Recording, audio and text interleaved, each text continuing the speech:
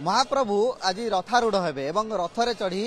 जिबे जन्मवेदी को एवं सही अवसर ये महायात्रा ये गोटे कह गोटे महान परंपरा श्री जगन्नाथ संस्कृतिर जे भक्त को देखा करने भगवान मंदिर बाहर को आसबे रथारूढ़ हेबे बड़ दाण्डे रथ को टाणिबे भक्त माने एवं सेही भक्तों भितर हनुमान वेशधारी प्रति वर्ष आम देखू जे हनुमान वेशधारी आसी था बड़ दाण्ड को एवं महाप्रभु सेवारे निजक नियोजित होती प्रभु श्री राम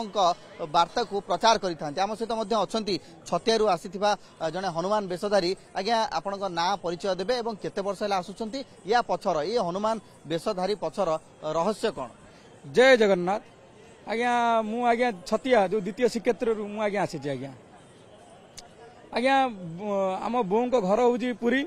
आज्ञा बों को संकल्प थिला जदि पुओटी हम आज्ञा मु छाड़देवी आपण पाखे शंकर कालिया आगे जगन्नाथ आगे समर्पित करदेवे आज्ञा तांकर इच्छा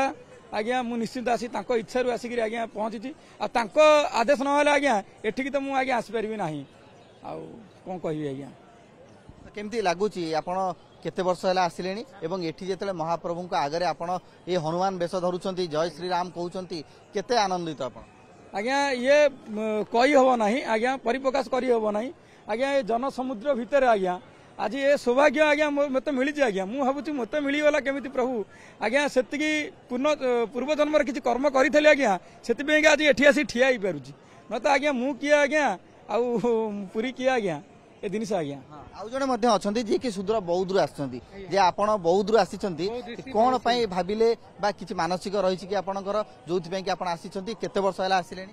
गत वर्ष बाहुड़ा आसी हनुमान वेश धारण करके प्रभु दर्शन पाइबी प्रभु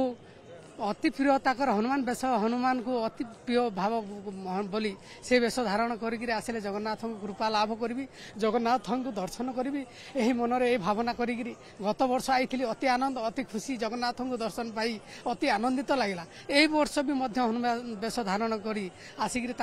दर्शन लालसारे दाण्ड उपस्थित अच्छी मन को निजक अति गौरव लगी अति आनंदित लगुच। जय जगन्नाथ निहाती भाव में देखिपे जे हनुमान वेशधारी ये हूँ भक्तर से आवेग जी कि भक्त श्रेष्ठ हनुमान तांकरी वेश धरिकी जगन्नाथ चरण को आसी रथारूढ़ हेबे जेतेबेले ता परवर्ती पर्याय रथ को छुईबे रथ दौड़ी टाणिबे ये हूँ नियारा परंपरा अनन्य अनुभूति। पुरी कैमरामैन विभुंग सह जगदीश दास।